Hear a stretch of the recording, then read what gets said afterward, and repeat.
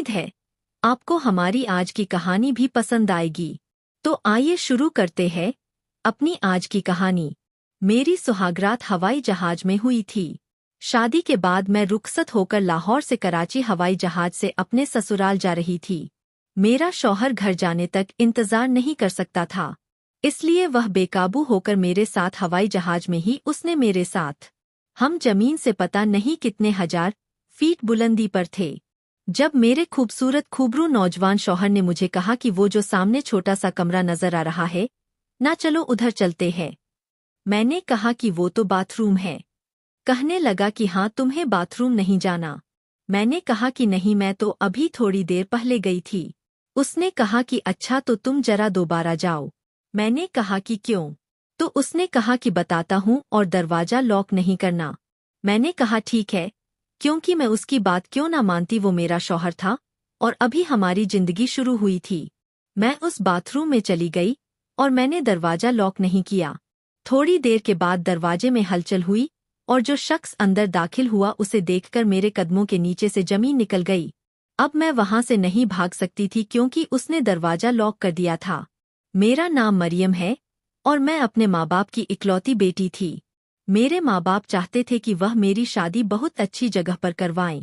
हम लोग लाहौर में रहते थे और रिश्ता मेरे लिए कराची से आया था क्योंकि वह वहाँ के बहुत ही ज्यादा अमीर लोग थे, फैक्ट्रियों के मालिक थे। इतनी दूर बेटी को भेजना मेरे माँ बाप के लिए मुश्किल था और बाबा ने कहा कि इतना अच्छा रिश्ता दोबारा नहीं मिलेगा, इसलिए शादी के लिए हाँ कह दिया। वो लोग बारात ले लाहौर आए और अब यहाँ से बारात वापस भी जानी थी। मैं सोच रही थी कि इतना लंबा सफर कैसे तय होगा, वह भी दुल्हन बनके। लेकिन यह लोग वाकई बहुत ज्यादा अमीर थे और चीजों को समझने वाले भी थे। यह लोग तो जहाज में आए थे और वापसी भी जहाज में थी। इसका मतलब उनके पास बहुत पैसे थे। मेरी सारी कजन तो अभी से ही मुझसे जलने लगी। मेरे शौहर का नाम सरमत था। वह बहुत ही ज्यादा खूबसूरत नौजवान था। शादी तो हो चुकी थी, अब साथ बैठे थे। तस्वीरें वगैरह बन रही थी और कुछ रस्में हो रही थी जब मेरी एक कजन मेरे पास आई और कहने लगी कि तेरा शौहर तो बड़ा खतरनाक लगता है। वो मेरे कान में बोली। मैंने कहा कि खतरनाक कैसे? उसने कहा कि देख तो सही, कैसा लंबा चौड़ा बाका नौजवान है, यह तो तुझे खा जाएगा। मैंने कहा कि यह क्या बात कर रही हो? मैं शर्माने लगी तो उसने कहा कि नहीं, सीरियस बात है, मैं तुझे बाद में बताती हूँ। मैं सोचने लगी कि पता नहीं उसने मुझे क्या बात बतानी है। खैर, अब मैं दुल्हन बनके तो सफर कर नहीं सकती थी, इसलिए मेरी सास ने कहा कि इसके कपड़े बदलवा दे और इसे कोई कामदार सूट ही पहना दे जिसमें यह बहुत खूबसूरत लगे।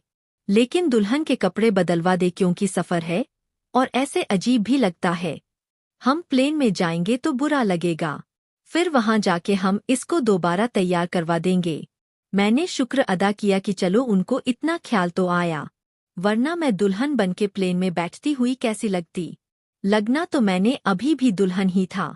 मुझे इतनी सारी मेहंदी लगी हुई थी और मुझे फिर से लाल रंग का ही जोड़ा पहनाया जा रहा था। मेरी माँ और मेरी एक कजन मुझे तैयार करवा रही थी। जब मेरी वही वाली कजन वहां पर आ गई और उसने कहा कि बाकी के काम मैं करती हूँ, मेरा दुपट्टा सेट करते हुए बोली कि देख, अपने शौहर से बच के रहना, लड़कियां पहली ही रात अस्पताल पहुंच जाती है। मैंने कहा कि क्यों, अस्पताल क्यों पहुंच जाती है? डर की वजह से। लेकिन मुझे तो कोई डर नहीं लग रहा। बाबा ने समझाया कि लोग बहुत अच्छे हैं। वो कहने लगी कि डर की वजह से नहीं। अब मैं तुझे कैसे समझाऊं? तेरी कोई बड़ी बहन भी नहीं है और तेरी माँ इन बातों में बिल्कुल बेवकूफ है। तुझे किसी ने कुछ समझाया भी नहीं होगा। बस मैं तुझे इतना समझा रही हूँ कि अपने शौहर से कहना कि ज्यादा जज्बाती ना हो जाए। मुझे खैर इसकी बात फिर भी समझ नहीं आई क्योंकि शादी वाला घर था, माहौल था, तो बस जल्दी जल्दी तैयारी शारी करवा के रुखसती की रस्म होने लगी ताकि वापस जा सके और वहीं से एयरपोर्ट की तरफ रवानगी हो गई। सीट्स पहले से ही बुक थी। उन लोगों को कहा गया था कि एक दिन रुक के सुबह चले जाएं, पर उन्होंने कहा कि हम लोगों ने पहले ही सीट्स बुक करवाई थी, अब हम कैंसिल नहीं कर सकते। एयरपोर्ट की लॉबी में मैं और मेरा शौहर एक साथ ही बैठे थे। अभी तक हमने कोई खास बात नहीं की थी। उसने बस मुझसे इतना पूछा कि तुमने कुछ खाना पीना है तो बता दो। मैंने कहा कि नहीं। मैंने जवाब दिया, लेकिन अंदर से एक अजीब सा डर भी बैठा हुआ था। वो कजन की बातें बार बार ध्यान में आ रही थी। मैं सोच रही थी कि पता नहीं उसने इतनी खौफनाक बातें क्यों की। दिल तो चाह रहा था कि अम्मी से जाके पूछूं कि यह सब क्या है, लेकिन वह तो मुझे बार बार यही कहती थी कि फिक्र ना कर मरियम, सब ठीक हो जाएगा। सरमद बहुत अच्छा लड़का है और उनके घरवाले भी बहुत अच्छे हैं। मैंने अपने दिल को तसल्ली दी कि शायद यह कजन बस मजाक कर रही होगी या मेरा दिल हल्का करने की बजाय और डरा रही होगी। जहाज में बैठने का लम्हा मेरे लिए बहुत अजीब था। एक तरफ खुशी थी कि नई जिंदगी शुरू होने जा रही है, दूसरी तरफ एक अनजाना खौफ भी था। जहाज ने जैसे ही उड़ान भरी तो मेरे दिल की धड़कन और तेज हो गई। खिड़की के बाहर देखती रही ताकि अपने अंदर के डर को छुपा सकूं। सरमद मेरे साथ ही बैठा था। वो खामोश तबीयत का लग रहा था, जैसे कुछ सोच रहा हो। कभी कभी वो मेरी तरफ देख लेता और फिर आंखें दूसरी तरफ कर लेता। मैंने दिल में सोचा कि यह तो बिल्कुल मेरी कजिन की कही हुई बातों के खिलाफ है। यह तो बिल्कुल सीधा साधा और मासूम सा दिख रहा है। सफर का वक्त ज्यादा नहीं था, लेकिन मेरे लिए घंटों की तरह गुजर रहा था। मैंने खुद को मशरूफ रखने के लिए दिल ही दिल में दुआएं पढ़ना शुरू कर दी। या अल्लाह मेरी नई जिंदगी खुशियों से भर दे, या अल्लाह मेरे वालदैन का मान रखना। यह सब दुआएं मेरे दिल से खुद निकलती जा रही थी और मैं रोती हुई अंदर ही अंदर मुस्कुरा भी रही थी। मैं सामने देख रही थी जब अचानक मेरे हाथ को मेरे शौहर ने पकड़ा।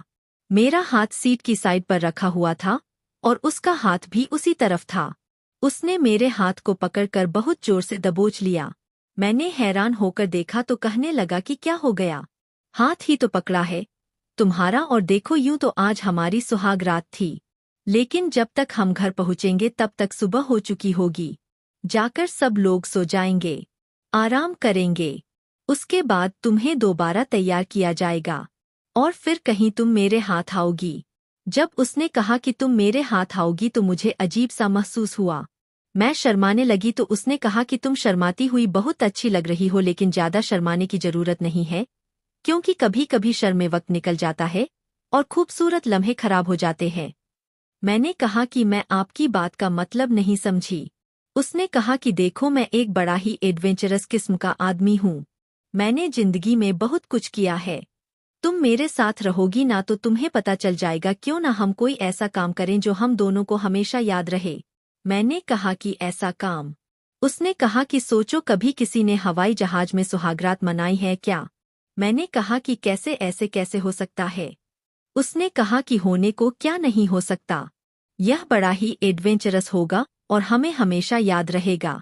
हमारी जिंदगी की एक खूबसूरत याद भी बन जाएगी जिसे बाद में हम याद करके हंसेंगे। मैंने कहा लेकिन हम तो ओपन सीट्स पे बैठे हैं, यहाँ तो कोई कैबिन भी नहीं है। वो कहने लगा कि तुम पहले मुझे यह बताओ कि मेरी बात मानोगी या नहीं, बाकी तुम मुझ पर छोड़ दो। मैं हैरान हुई कि क्या कहूँ। मैं कहती कि नहीं, मैंने तो आपकी बात नहीं मानी तो कितना बुरा लगता। मैंने बस सर झुका के हाँ में हिला दिया। उसने कहा कि शाबाश, मुझे ऐसी ही बीवी चाहिए। मेरे साथ तुम बहुत खुश रहोगी, बस हमेशा मेरी बात मानना। सरमद ने मुझे कहा कि यहाँ जो कुछ भी होगा उसके बारे में किसी को कुछ बताना नहीं, और अब मैं तुम्हें बताता हूँ कि क्या करना है। मैं खामोश रही। मेरे दिल में एक अजीब सा खौफ और तजस्सुस दोनों मौजूद थे। मैंने सरमद की आंखों में देखा, वो पूरी संजीदगी से मुझे देख रहा था। मैंने आहिस्ता से कहा कि सरमद, मुझे समझ नहीं आ रहा है कि आप क्या चाहते हैं। वो मुस्कुरा कर बोला, तुम बस मेरी बात मानोगी और जो मैं कहूँगा वो कर लो, बस उसके बाद सब ठीक हो जाएगा। मैंने सरमद की बात सुनकर दिल ही दिल में सोचा कि शायद यह सब मेरी पहली रात का एक हिस्सा है, लेकिन मेरे दिल में खौफ था क्योंकि यह सब कुछ मेरे लिए नया और अनजान था। मैं सामने खड़ी थी। सरमद मेरे करीब आया और उसने मेरे कंधे पर हाथ रखा। उसका हाथ गर्म और सुकून देने वाला था। मैंने झिझक के साथ उसकी तरफ देखा। उसने आहिस्ता से कहा, मरियम, तुम फिक्र ना करो, यह सब तुम्हारे लिए अच्छा होगा। तुम्हें पता है, मैंने अपनी जिंदगी में बहुत कुछ देखा है, लेकिन आज का लम्हा सबसे खास है। मैंने सरमद की बात को सुनते हुए एक गहरा सांस लिया और दिल में सोचा कि शायद यह सब एक इम्तिहान है जो हमें एक दूसरे के लिए देना है। सरमद ने मेरे हाथ को मजबूती से पकड़ लिया और कहा कि हम जिंदगी के इस नए सफर का आगाज कर रहे हैं। तुम्हें पता होना चाहिए कि यह लम्हा हमेशा याद रहेगा। मैंने सरमद की बात पर सर हिला दिया, लेकिन दिल ही दिल में एक सवाल था कि यह लम्हा कैसे और क्यों यादगार रहेगा। मैंने पूछा कि सरमद, क्या यह सब जरूरी है? उसने मुस्कुराकर कहा, जरूरी नहीं लेकिन खास जरूर है, और खास लम्हात जिंदगी में हमेशा याद रहते हैं। मैं खामोश हो गई और उसकी बात पर गौर करने लगी। सरमद ने आहिस्ता से कहा कि तुम्हारे चेहरे पर यह खौफ है, वो मोहब्बत का खौफ है, लेकिन मैं तुम्हें यकीन दिलाता हूं कि मैं तुम्हें कभी तकलीफ नहीं दूंगा। मैंने सरमद की आंखों में देखा, वहां एक अजीब सी मिठास और अज़्म था। मैंने आहिस्ता से कहा कि मैं नहीं जानती कि यह सब कैसा होगा, लेकिन मैं तुम्हारे साथ हूं। सरमद ने मेरे जवाब पर मुस्कुराकर कहा कि यही मुझे सुनना था, और फिर उसने मेरे कान में आहिस्ता से कहा कि यह हमारी पहली और सबसे यादगार रात होगी। मैं सरमद की बातों में खो गई थी। वह मुसलसल बातें कर रहा था, जैसे यह लम्हा रुक जाना चाहता हो। मैंने महसूस किया कि मेरे दिल की धड़कन तेज हो गई है और मैं अपने आप को संभालने की कोशिश कर रही हूँ। सरमद ने मेरे बालों को पीछे किया और कहा कि तुम वाकई बहुत खूबसूरत हो। तुम्हारी आंखों में एक अलग ही चमक है। मैंने सरमद को शर्म से देखा, लेकिन अंदर से एक अजीब सी खुशी महसूस हो रही थी। 5 मिनट गुजर गए लेकिन हम दोनों खामोश थे। सरमद ने मेरे हाथ को अपने हाथ में थामे रखा और आहिस्ता आहिस्ता कहा कि अब वक्त है तुम्हें वह करना जो मैंने कहा था। मैंने सरमद की तरफ देखा और आहिस्ता से कहा कि मुझे यकीन नहीं आ रहा कि यह सब हो रहा है। सरमद ने मुझे करीब किया और कहा कि यह लम्हा तुम्हें हमेशा याद रहेगा और मैं चाहता हूं कि तुम उसे कभी ना भूलो। मैंने सरमद की बात सुनकर सर हिला दिया और दिल ही दिल में कहा कि शायद यह लम्हा वाकई खास है। सरमद ने मेरे कंधे पर हाथ रखा और कहा कि जिंदगी में कुछ ऐसे लम्हे होते हैं जो बस याद रह जाते हैं। यह लम्हा भी वैसा ही है। मैंने आहिस्ता से पूछा कि क्या यह लम्हा हमारे ताल्लुक की बुनियाद बनेगा? सरमद ने मुस्कुराकर कहा कि यह लम्हा सिर्फ शुरुआत है, हमारी मोहब्बत का पहला बाप है। मैंने सरमद की बात सुनी और दिल ही दिल में उसे अपनी जिंदगी का एक हिस्सा मान लिया। यहाँ पर हम दोनों खामोश थे। मैं सामने खड़ी सरमद को देख रही थी और उसके हाथ मेरे हाथ में मजबूती से थे। मेरे दिल में एक अजीब सा सुकून और डर दोनों एक साथ थे। मैंने महसूस किया कि यह लम्हा जिंदगी के सबसे अहम लम्हों में से एक है। हम लोग अभी अंदर ही थे। मैं भी शर्मा रही थी, खुश हो रही थी क्योंकि जाहिर है मुझे भी मेरे शौहर के साथ वक्त गुजारने की खुशी तो थी, लेकिन सब कुछ मेरी उम्मीद के बरक्स होना शुरू हो गया। मैं यहाँ से निकलना चाहती थी, लेकिन सरमद ने कहा कि अभी नहीं, और उसके लहजे में एक अजीब सी जिद थी, जैसे वह जानता हो कि मैं यह काम करना नहीं चाहती, लेकिन फिर भी अपनी मर्जी पर इसरार कर रहा हूँ। कुछ देर खामोशी के बाद अचानक मेरी तबीयत खराब हो गई। मेरा दिल जोर जोर से धड़कने लगा और एकदम मेरे जिस्म में कमजोरी महसूस हुई। मैं जमीन पर बैठ गई। मुझे उठाना मुमकिन नहीं था। मेरे सांस रुकते रुकते आहिस्ता आहिस्ता आ रहे थे। मेरी हालत खराब होती जा रही थी। मैं खुद को संभालने की कोशिश कर रही थी, लेकिन एक हद के बाद मुमकिन नहीं रहा कि मैं अपनी हालत पर काबू पा सकूं। सरमद मेरी हालत देखकर घबरा गया। वो फौरन मेरे करीब आया और मेरा हाथ पकड़कर मुझे सहारा देने की कोशिश करने लगा, लेकिन मैं उसका हाथ झटक देती और सर हिलाकर कहती कि मुझे अकेला छोड़ दो, मैं खुद ठीक हो जाऊंगी। लेकिन वह समझने की बजाय कह रहा था कि मरियम, कुछ नहीं होगा, बस थोड़ा आराम करो, थोड़ी देर में ठीक हो जाओगी। मैंने अपनी आंखें बंद कर ली और जमीन पर बैठकर सर झुका लिया। थोड़ी देर के बाद सरमद बाहर निकल गया मदद मांगने के लिए। उसके जाने के कुछ ही लम्हे बाद एयर होस्टेस की एक टीम वहां पहुंची। उन्होंने मेरे करीब आकर मेरी हालत देखी और फौरन समझ गए कि मामला मामूली नहीं है। एक एयर होस्टेस ने जोर से पुकारा कि डॉक्टर की जरूरत है। कुछ मुसाफिर भी हैरानी से हमारी तरफ देखने लगे कि यह क्या हो रहा है। यह मंजर उनके लिए भी गैर मुतवक्के था। एयर होस्टेस ने फौरन दीगर अमले को बुलाया और बाथरूम के करीब से खाली जगह खाली करवाने की कोशिश शुरू कर दी ताकि मुझे सहारा देकर ले जाया जा सके। मैंने थोड़ी देर के लिए अपनी आंखें खोली और इर्द गिर्द देखा तो बहुत लोग जमा हो गए थे। सरमद बाहर खड़ा मदद के लिए बात कर रहा था, लेकिन मैंने उसे महसूस किया कि वह खुद भी घबराया हुआ था। मेरी हालत देखकर वह बार बार पीछे देखता और फिर एयर होस्टेस से बात करता रहा। अचानक मेरी सास और भाभी भी पहुंच गई। वह दोनों हैरान होकर मेरी तरफ दौड़ी और फौरन मुझे सहारा देने लगी। मेरी सास ने सरमद को गुस्से से देखा और कहा, अल्लाह ही तुम्हें हिदायत दे। तुम लोग कैसे काम करते हो और यह सब क्या हो गया? यह सब कैसे मुमकिन हुआ? सरमद की भाभी भी मेरी हालत देखकर हक्का बक्का रह गई। वो कहने लगी, यह क्या हुआ? दुल्हन को ऐसा कैसे होना पड़ा? मैंने आहिस्ता से सर हिलाकर कुछ कहा, नहीं, लेकिन मेरी हालत वाज थी कि मैं बहुत ज्यादा बीमार हूँ। मेरी सांस रुकती और फिरती रहती थी। मैंने महसूस किया कि मेरी सास और भाभी मेरी मदद करने की कोशिश कर रही है, लेकिन सरमद इस तरफ आकर एकदम बोलने लगा कि यह सब मामूल की बात है, फिक्र मत करो। लेकिन मेरे लिए यह लम्हा इतना खौफनाक था कि मैं उसकी बात को यकीन से नहीं सुन सकती थी। जहां तक मैंने गौर किया, मेरे कपड़े भी गंदे हो चुके थे और मैं अपने आप को संभालने की कोशिश में थी, लेकिन मुमकिन ना हुआ। प्लेन के अमले ने फौरन इंतजामिया को इत्तला दी और 1-2 मिनट में पूरा अमला वहां पहुंच गया। एयर होस्टेस ने बुलाया कि हमें अस्पताल जाना होगा क्योंकि मेरी हालत ठीक नहीं थी। सरम ने फौरन आवाज बुलंद कर दी कि यह सब गलतफहमी है, लेकिन उसकी बात किसी ने संजीदगी से नहीं ली और एयर होस्टेस ने हुक्म दिया कि मुझे फौरन तभी मदद फराहम की जाए। उस दौरान सरमद और उसके वालिद साहब को रोक लिया गया क्योंकि इंतजामिया उनसे वजाहत तलब कर रही थी कि उन्होंने यह क्या हरकत की है और उन पर जुर्माना आयद किया गया। सरमद के रिश्तेदार जो प्लेन में मौजूद थे, उन सब ने यह मंजर देखा तो वह सब एक दूसरे को देखने लगे। उनके चेहरे पर हैरत और गुस्सा दोनों नुमाया थे। सरमद के चेहरे पर भी गुस्से की लकीरें वाज थी। वो बार बार अपनी माँ और वालिद साहब की तरफ देख रहा था, जैसे उन्हें यकीन दिलाना चाहता हो कि यह सब मामूली बात है, लेकिन अंदर से वह खुद भी इस सूरत हाल से परेशान था। उसके रिश्तेदार बातों में उलझ गए और एक दूसरे से कुछ कहने लगे। सब कैसे मुमकिन हुआ? एक दुल्हन की पहली रात पर ऐसा मंजर पैदा कैसे हुआ?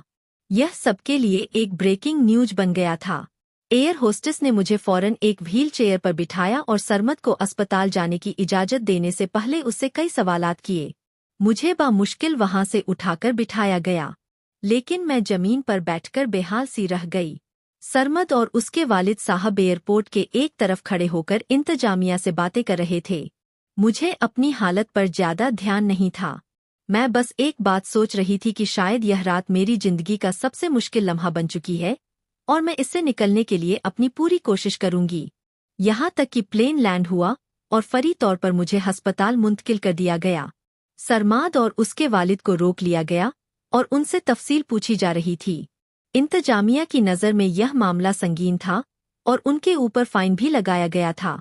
मैंने अस्पताल की तरफ जाते हुए अपने आप को संभालने की कोशिश की, लेकिन दिल ही दिल में एक एक खौफ और परेशानी थी कि यह रात हमारी जिंदगी का एक ऐसा लम्हा बन चुकी है जिसे हम कभी नहीं भूलेंगे।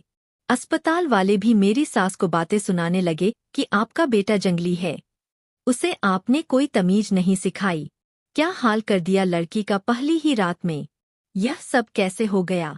यह सुनकर मेरी सास चुप रह गई, लेकिन उसके चेहरे पर दुख और गुस्सा साफ नजर आ रहा था। वह खामोशी से मेरी तरफ देखती रही और एक कोने में बैठकर रोना शुरू कर दिया और मैं उसकी रोने की आवाज सुन रही थी, लेकिन बोलने की हिम्मत नहीं थी। दूसरी तरफ सरमद और मेरे ससुर अभी तक फोन नहीं उठा रहे थे। उनके फोन बज रहे थे, लेकिन वह किसी तरह जवाब नहीं दे रहे थे। यह सब कुछ सुनकर मेरे दिल में एक अजीब सा खौफ पैदा हो गया था। मुझे नहीं मालूम था कि एयरपोर्ट पर उनके साथ क्या हो रहा था और वह किस बातों का सामना कर रहे थे। शायद उनको वहां काफी सख्त बातें सुनने को मिल रही थी। हमें अस्पताल से वापस घर लाया गया। घर पहुंचने पर भी कुछ मेहमान मौजूद थे जो मेरे चेहरे और हालत को देखकर खामोश हो गए थे। उनके चेहरे पर हैरत और अफसोस दोनों थे। मैं अंदर दाखिल हुई तो मेरी सास फौरन मुझे कमरे में लेकर गई और एक तरफ बैठकर रोना शुरू कर दिया। वो मुसलसल यह कह रही थी कि इतनी मुश्किल से इज्जत कमाई थी, सारी की सारी लुट गई। अब यह लोग भी कहानियां बनाएंगे और हमारे घर की इज्जत को नुकसान पहुंचाएंगे।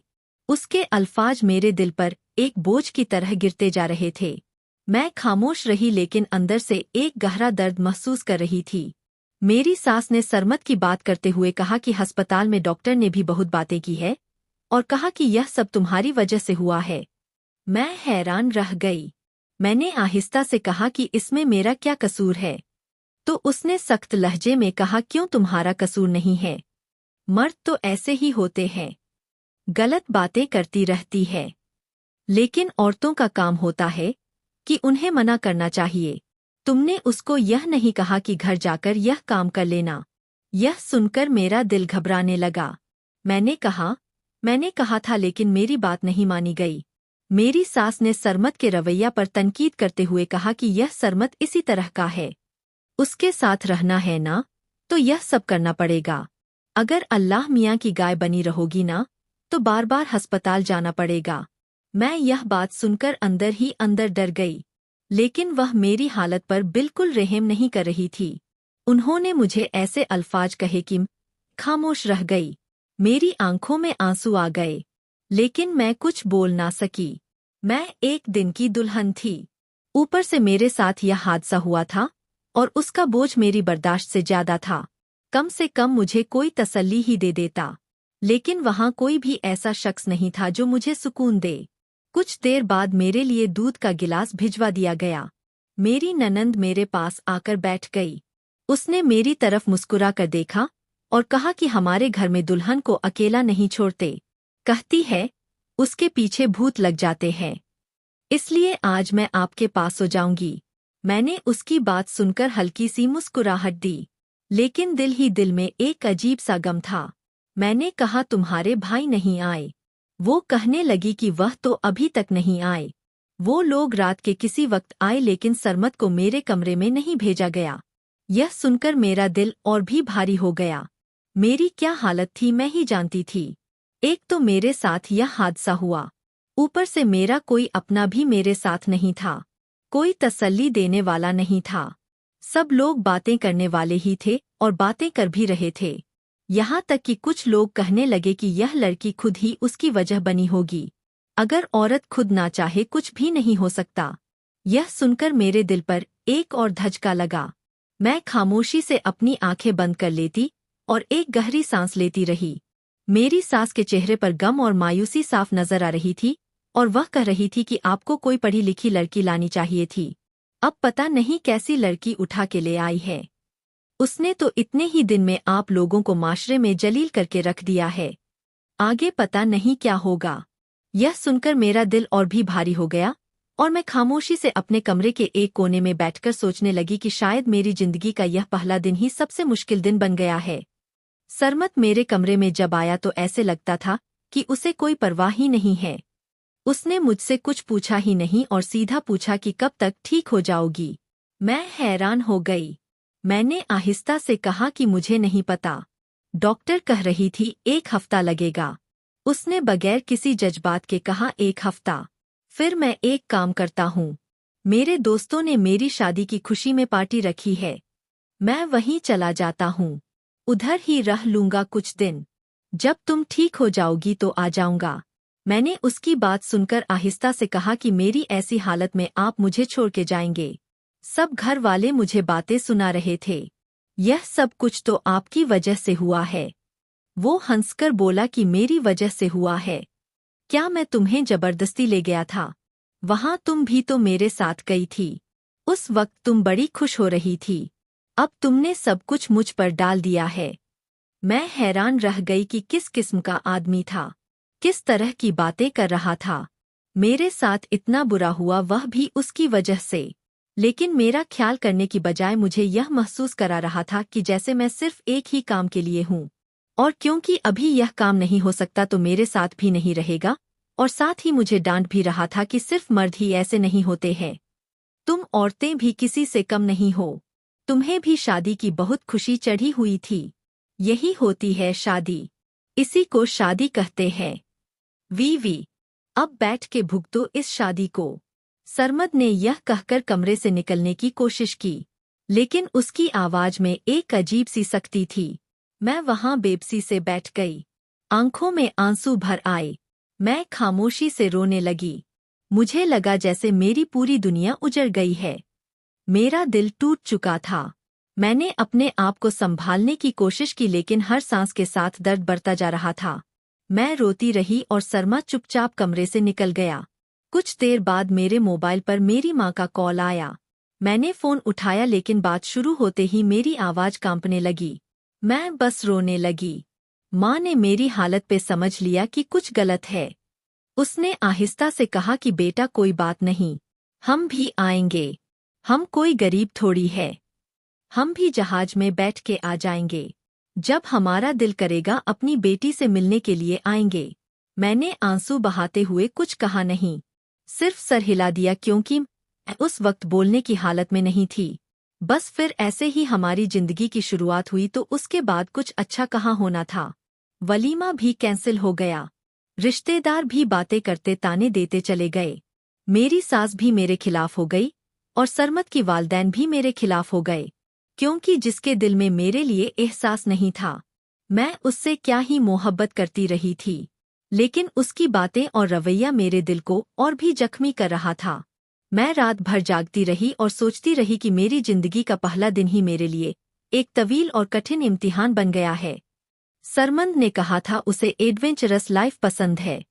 उसके एडवेंचर हमारी पूरी जिंदगी का रोग बन गया। उसके बाद वह मेरे साथ तभी ठीक रहता था जब उसको मुझसे कोई मतलब होता था, और मतलब निकल जाने के बाद बिल्कुल बदल जाता था। दोस्तों के पास जाना, रात को देर से आना, और उसे सिर्फ यह बात रात को याद आती थी कि मैं उसकी बीवी हूँ। मैंने अपने घर में भी यह बात किसी को नहीं बताई थी, यहाँ तक कि मैं माँ बनने वाली थी। तो मेरी सास सब खुश हो गए कि चलो हमारी बहू ने खुशखबरी सुनाई है, और वह मेरा बहुत ज्यादा ख्याल रखने लगी। लेकिन सरमद ने मुझे कहा कि मैं नहीं चाहता कि तुम अभी माँ बनो। मैं उसकी बात सुनकर हैरान रह गई। मैंने कहा कि क्या मतलब? शादी के बाद औरत माँ ही बनती है। उसने बगैर किसी हिचकिचाहट के जवाब दिया कि नहीं, मैं नहीं चाहता कि तुम अभी माँ बनो। तुम बच्चा पैदा करोगी, बच्चे की माँ होकर रह जाओगी, तुम मोटी हो जाओगी, तुम्हारा पेट बाहर निकल आएगा, अजीब सी हो जाओगी, हर वक्त बच्चे के पीछे पड़ी रहोगी। फिर उसके बाद दूसरा बच्चा पैदा हो जाएगा। फिर तुम बच्चों की माँ बन जाओगी और उम्र में भी मुझसे 10 साल बड़ी लगने लगोगी। तो फिर हमारी पर्सनल जिंदगी का क्या होगा? मैंने आहिस्ता से कहा कि हमारी पर्सनल जिंदगी सिर्फ रात के 2 घंटे ही होते हैं। उसके बारे में सोचकर अपनी औलाद को तो नहीं भूल सकती हूँ। मैंने सीधी बात की, लेकिन इस बात का असर उस पर कुछ ऐसा हुआ कि वह चुप हो गया। मैंने पहली बार उसे खामोश देखा, और अंदर से एक अजीब सी कशमकश में थी कि शायद यह सुनकर वह सोच रहा हो, या शायद यह बात उसे बुरी लग गई थी। अगले दिन उसने मुझसे माफ़ी मांगी और कहा कि मुझे माफ़ कर दो। बस पहला पहला बच्चा है ना, तो मुझे समझ नहीं आया कि मैंने कैसा रिएक्शन देना है। उसने मजीद कहा कि मैं तुम्हें कहीं बाहर ले जाता हूँ, तुम्हें कोई अच्छी सी चीज़ खिलाता हूँ, तो तुम्हारा खट्टी खट्टी चीज़ें खाने का दिल करेगा ना? तो चलो चलते हैं। मैंने थोड़ा हिचकिचाते हुए हाँ कहा, क्योंकि मुझे लगा कि शायद बच्चा आने के बाद यह ठीक हो जाएगा, और इसी सोच के साथ मैंने उसकी बात कबूल कर ली, क्योंकि यही कहा जाता है कि इसी तरह से इस दुनिया में यह सब कुछ चलता है। सरमद ने मुझे बाहर ले जाने का वादा पूरा किया, और हम दोनों एक अच्छे रेस्टोरेंट गए। वहाँ जूस पिया और कुछ खाने पीने का लुत्फ भी उठाया। लेकिन दिल के अंदर एक अजीब सा बार था। मैं जानती थी कि मेरी तबीयत अभी भी ठीक नहीं है, लेकिन मैंने अपनी हालत को नज़रअंदाज कर दिया, क्योंकि मेरे दिल में ख्वाहिश थी कि शायद यह वक्त हमारी दूरी को खत्म कर दे। लेकिन वापस आकर मेरी हालत और खराब हो गई। मैं महसूस करने लगी कि यह सब कुछ जिस्मानी नहीं बल्कि एक झनी बोझ है जो मुझे अंदर से दबाए हुए है, और यह बोझ हर लम्हा बढ़ता जा रहा है। कुछ दिन बाद मेरी हालत इतनी खराब हो गई कि मुझे अस्पताल जाना पड़ा। मैं वहां जाकर हैरान रह गई कि डॉक्टर ने मुझे बताया कि किसी ने मुझे मिसकैरेज करने की दवाई घोल के पिलाई है, या तो मैंने खुद पी है। यह सुनकर मैं लरस गई। मैंने सख्ती से कहा कि नहीं, मैंने ऐसा कुछ नहीं किया। लेकिन मेरी समझ में आ गया कि यह काम सरमद ने किया है। जब मैंने बाद में उससे पूछा तो उसने बगैर किसी शर्म के कहा कि जो मुझे ठीक लगा मैंने वही किया। मैंने तुमसे शादी की है तो मैं बच्चों की माँ बनाने के लिए नहीं, अपने लिए। वैसे भी तुम्हारे पास 3-4 साल है। उसके बाद तुमने वैसे ही बूढ़ी हो जाना है, पहले जैसा नहीं लगना। 3-4 साल मेरे साथ एंजॉय कर लो, फिर उसके बाद बैठ के माँ बन जाना और बच्चों को पालती रहना, मुझे कोई मसला नहीं होगा। उसकी यह बातें सुनकर मेरा दिल टूट गया। मैंने महसूस किया कि यह आदमी मेरी जिंदगी का हिस्सा रहने के लिए तैयार नहीं, बल्कि अपनी ख्वाहिशात पूरी करने के लिए मेरा इस्तेमाल कर रहा है। मैंने अंदर ही अंदर फैसला कर लिया कि यह इंसान सारी जिंदगी गुजारने के काबिल नहीं था। मैंने अपनी हिम्मत जमा की और अपने माँ बाप को कहा कि मैं आना चाहती हूँ। उन्होंने वहाँ से मेरे लिए टिकट भेजा और मैंने अपनी सास से कहा कि मैं 2 हफ्ते में वापस आ जाऊंगी। उनको यह सब नॉर्मल लगा कि बस लड़की अपने माँ बाप से मिलने जा रही है। मैं चली गई, लेकिन अब मुझे जहाज में बैठने से भी डर लगता था, क्योंकि मेरा दिल खौफ और दुख से भरा हुआ था। जब मैं अपने घर पहुंची तो मैंने अपने माँ बाप को सब कुछ बता दिया और कहा कि मैं वापस नहीं जाऊंगी। यह सुनकर मेरे माँ बाप का गुस्सा भी मेरे हक में हो गया। उन्होंने मेरी हौसला अफजाई की और कहा कि बेटी, तुमने सही फैसला किया है, हम तुम्हारे साथ हैं। उसी दिन से सारे मामलात बिगड़ना शुरू हो गए। सरमत के खानदान ने मुझे धमकियां देनी शुरू कर दी कि वो तलाक नहीं देंगे, लेकिन मैंने हिम्मत नहीं हारी।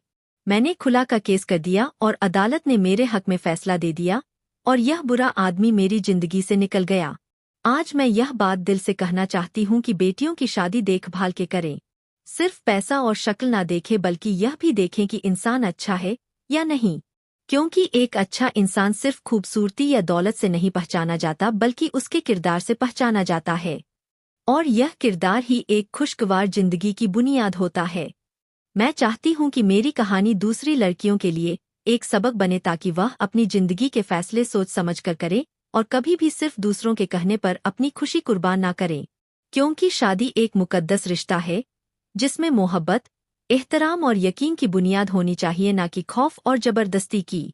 मेरी खुशकिस्मती थी कि इस रिश्ते से निकल गई, क्योंकि उस आदमी ने जिसने अपनी ही औलाद को दुनिया में आने से पहले खत्म कर दिया, बाद में पता नहीं मेरे साथ क्या करता। मेरे लिए यही मेरी आंखें खोल देने का एक पॉइंट था। अगर यहाँ पर मैं चुप कर जाती तो फिर खुदा की कसम मैं पूरी जिंदगी जलील होती। अब आप लोग बताएं कि मैंने सही किया या नहीं। अपनी राय का इजहार जरूर कीजिएगा।